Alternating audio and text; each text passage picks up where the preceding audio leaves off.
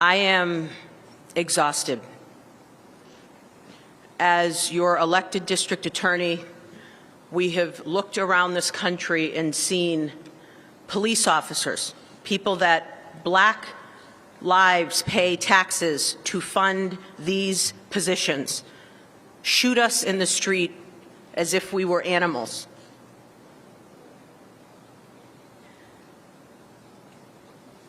I feel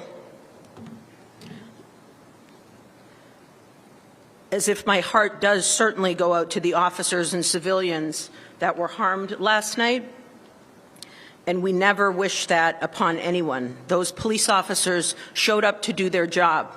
They were pulled in on mandatory overtime. We don't know what their opinions are with respect to what people were saying or doing. We would never wish them harm. We should be proud that we have a commissioner in Boston who uses his voice to say this is unacceptable, that we have a sheriff in Suffolk County that uses his voice to say this is unacceptable. I'm a proud member of NOBLE, the National Organization of Black Law Enforcement Officers. We issued a statement about this. But I want to remind you, the commissioner is management. And the commissioner is not the rank and file police officers that go out every single day and interact with our overwhelmingly poor Black and brown communities. And people are fed up and exhausted. I want to thank the Chelsea Police Department, the National Guard, all the mutual aid that was brought to our beautiful city of Boston. But this burning rage that you are seeing when you turn your TV on or you hear in my voice is real. People are fed up. And to the white community that is now waking up to see this rage, we have been telling you this forever. We have been saying this since Colin Kaepernick took a knee. We have been saying this for decades, and you didn't listen to us. You didn't care until you saw a video. This city was never burned on May 24th. This city wasn't burned in April or March or 2019. It was burned after what happened on Memorial Day. But this is not just about George Floyd or Ahmaud Arbery or Tony or Christian or Omar.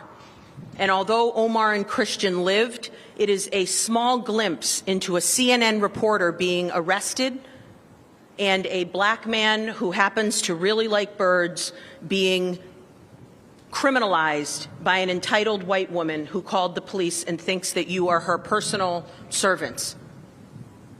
People are disgusted and outraged, and they should be. And it is completely ironic to have to say to you, please don't be violent. Please keep your voice down. Please be silent and comply with all of the police's requirements, when in fact it's those very people that murder us with impunity. But that's where we are right now.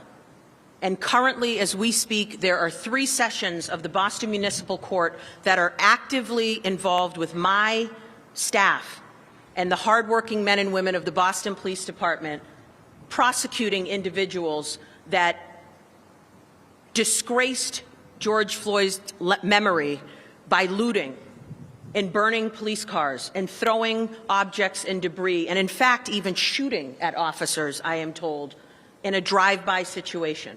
That is unacceptable. You will be prosecuted and held accountable. But I will also say that buildings can be fixed, and I am happy that those officers, I hope, will make it out of it, as will the civilians. There are lives that were stolen and people that were lynched and murdered, and they are never coming back. I hope that you take a minute to reflect what a terrible, terrible situation we are experiencing right now. Thank you.